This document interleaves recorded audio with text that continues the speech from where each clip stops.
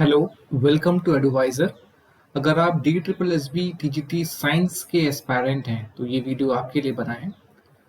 आज हम इस वीडियो के माध्यम से फिज़िक्स में मोशन के कॉन्सेप्ट को अंडरस्टैंड करने की कोशिश करेंगे। तो चलिए शुरू करते हैं मोशन के बारे में। मोशन होती क्या है?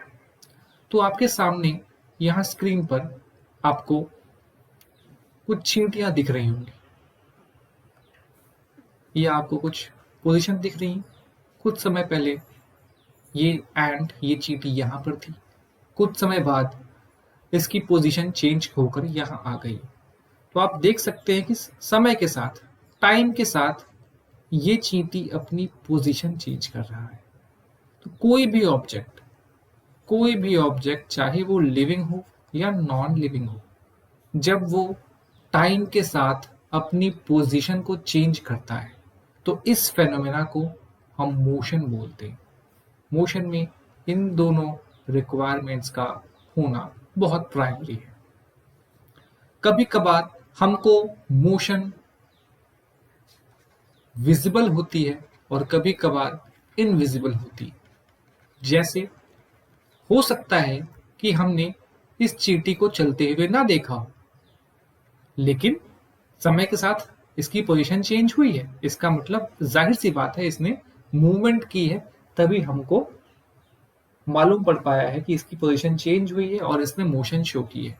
तो कभी कभार इस तरह की मोशन इनविजिबल होती हैं और कभी कभार मोशन विजिबल होती हैं। जैसे आप यहाँ देखिए, ये व्हीकल्स इस रोड पर मूव कर रहे हैं तो हमको इनकी मोशन दिखाई दे रही है। ठीक है। और मोशन के बारे में अगर हम और जानना चाहें तो कभी कभार ऐसा भी होता है कि पूरा ऑब्जेक्ट मोशन में है। जैसे ये आपका व्हीकल है, ये पूरी बस मूव कर रही है, ये फैन मूव कर रहा है। ठीक है। और कभी कभार ऐसा होता है कि उस ऑब्जेक्ट का, जो ऑब्जेक्ट मूव कर रहा है उसका कोई पार्ट मूव कर रहा होता है। तो अगर हम ध्यान दें तो उसके basically rotor blades are moving. इस फैन के ये क्लॉक मूव नहीं कर रही, यहाँ पे इसके जो हैंड्स हैं ये मूव कर रहे हैं। ठीक है। तो अब हम आगे बढ़ते हैं टाइप्स ऑफ मोशन के बारे में। तो क्लास 6 में और क्लास 7 में 3 टाइप्स ऑफ मोशन के बारे में बताया गया है। ये 3 टाइप्स ऑफ मोशन क्या क्या है? रेक्टिलिनियर मोशन, सर्कुलर मोशन और पीरियोडिक मोशन।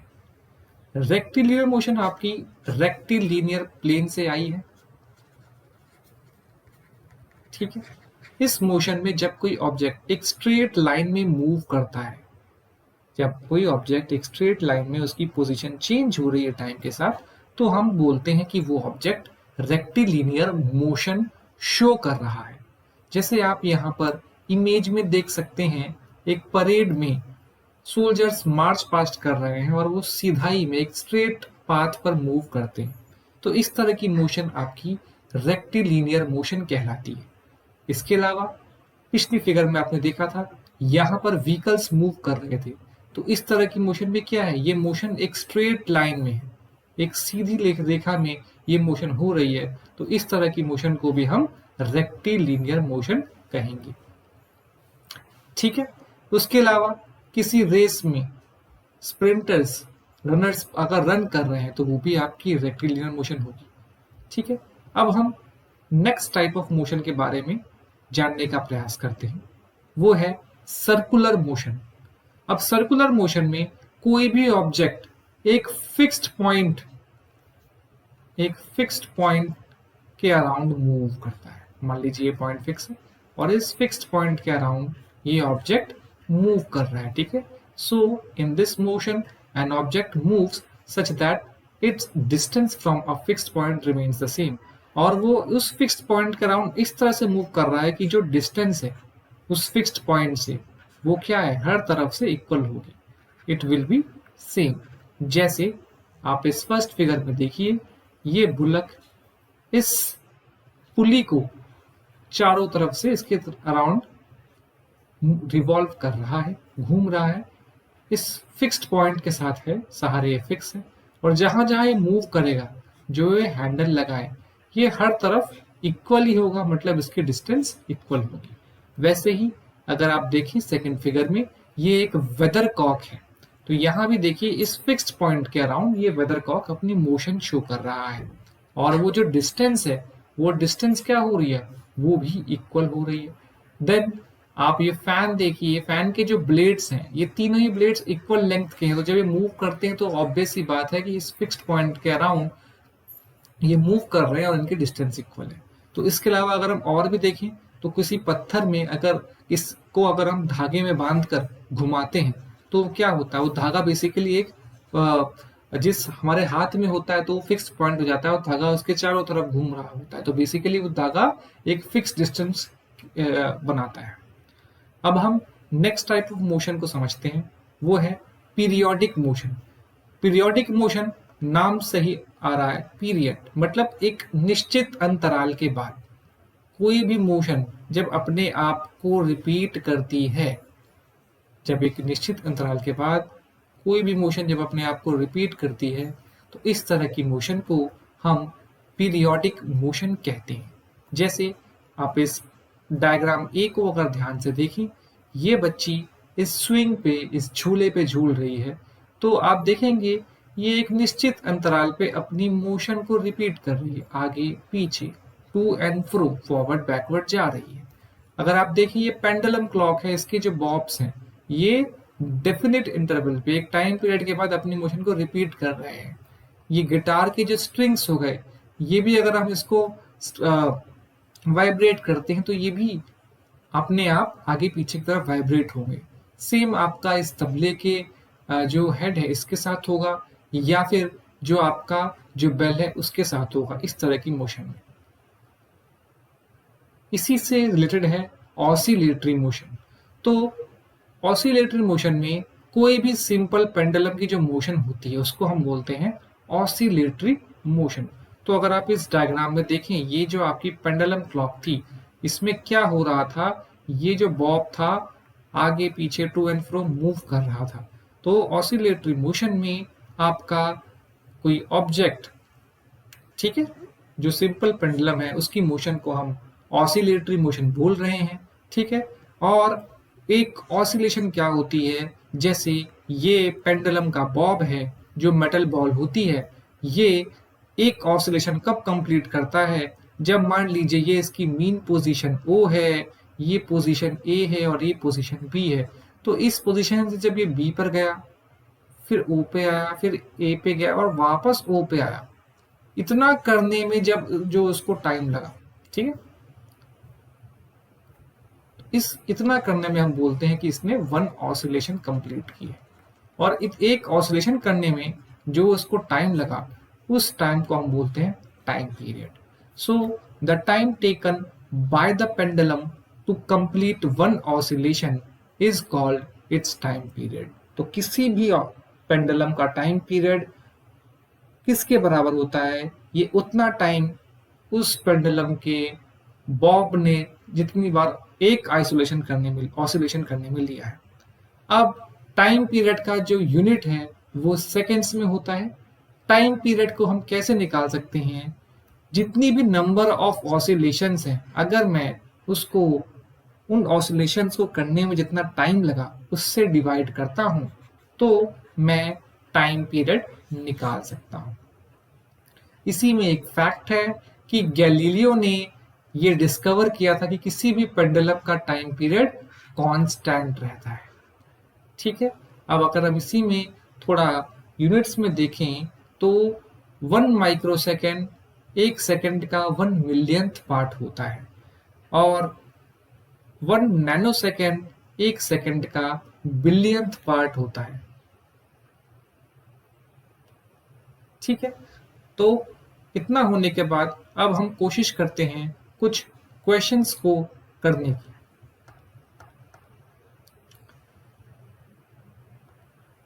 ठीक है, तो हमारे सामने ये पहला क्वेश्चन दिख रहा होगा आपको। Paheli moves on a straight road from point A to point C. एक स्ट्रेट रोड पे पहेली मूव कर रही है पॉइंट ए से पॉइंट सी तक। ये एक स्ट्रेट रोड है, ये पॉइंट ए है, ये पॉइंट सी है, यहां पर पहेली मूव कर रही है। She takes 20 minutes to cover a certain distance A B.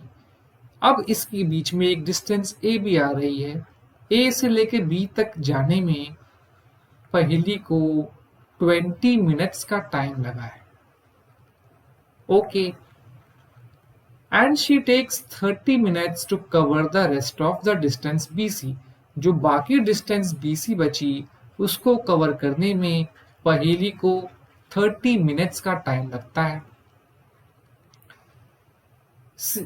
ए से लेकर बी तक जाने में 20 मिनट्स लगे, बी से लेकर तक सी में जाने में 30 मिनट्स लगे। She then turns back and takes 30 minutes to cover the distance C B. अब यहां तक पहुंचने के बाद पहेली वापस मुड़ जाती है और फिर से मूव करती है सी बी तक जाने में, और उसको फिर से 20 मिनट्स लगते हैं। ठीक है, ओके।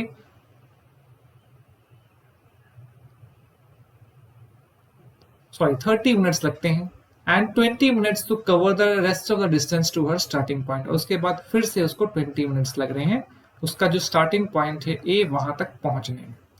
अब ऐसा वो कितनी बार कर रही है, जाती है फिर घूमती है और उतना ही लगभग टाइम लेती है। ऐसा वो करते हुए 5 राउंड पूरे कर रही है, मतलब 5 बार वो अपनी मोशन रिपीट कर रही है। अब हमसे पहेली क्या कंक्लूड करती है कि इसकी मोशन क्या होगी, खाली रेक्टिलिनियर मोशन होगी या सिर्फ पीरियोडिक मोशन होगी या दोनों ही टाइप ऑफ मोशन होगी, या ना तो रेक्टिलिनियर होगी ना ही पीरियोडिक होगी। तो देखिए यहाँ पे क्या दिया हुआ है कि वो एक स्ट्रेट रोड पे मूव कर रही थी, और जब भी motion on a straight road होती है वो क्या होती है, motion on a straight road आपकी रेक्टिलिनियर मोशन होती है। तो बिल्कुल पहेली रेक्टिलिनियर मोशन कर रही है, ये तो सही हो जाएगा। ठीक है, अब आगे क्या है कि वो अपने मोशन क्या कर रही है, 5 राउंड सेम वे में, मतलब उसी तरीके से 5 बार वो अपनी मोशन क्या कर रही है, रिपीट कर रही है।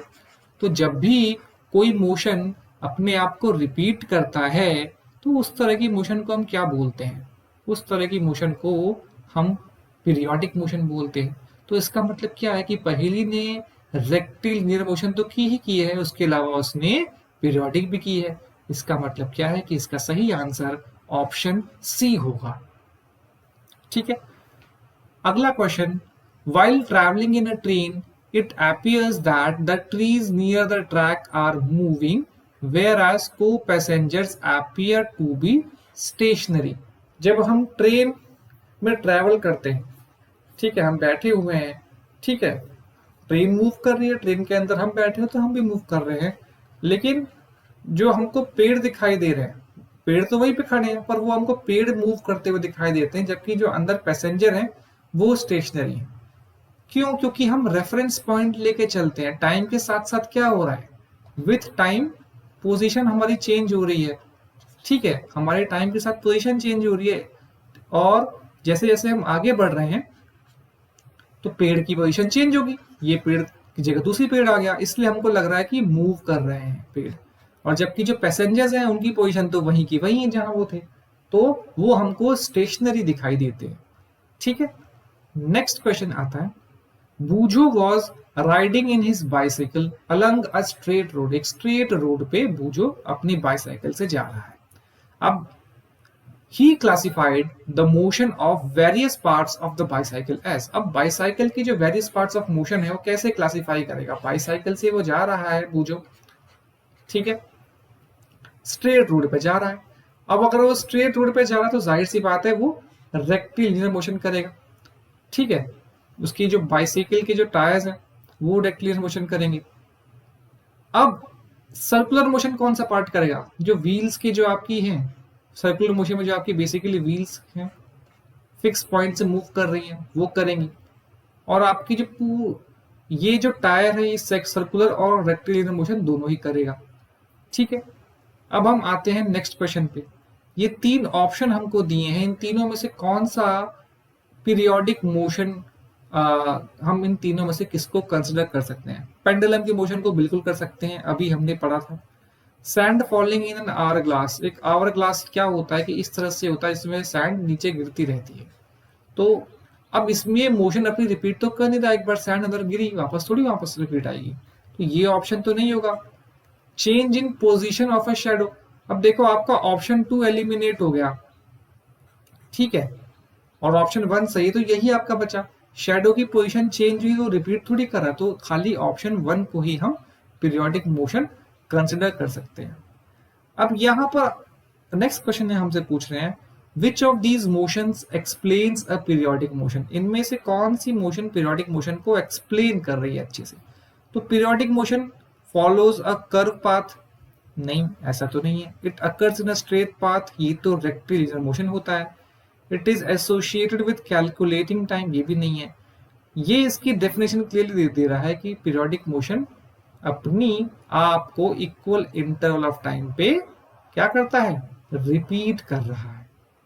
ठीक है, नेक्स्ट हम लिखते हैं जो कि लास्ट क्वेश्चन होगा, which of these directions can be considered as an oscillatory motion, इनमें से हम किसको ऑसिलेटरी मोशन कंसिडर कर सकते हैं। ऑसिलेटरी मोशन में क्या हो रहा है, टू एंड फ्रो मोशन हो रही है। ठीक है, तो अगर आप यहां पर देखेंगे, यहां पर क्या हो रहा है, to and fro along the mean value, पहला ही ऑप्शन हमको बता रहा है कि ये ऑसिलेटरी मोशन कर रहा है। ठीक है, तो आई होप आपको ये वीडियो समझ में आया होगा। Thank you for watching this video.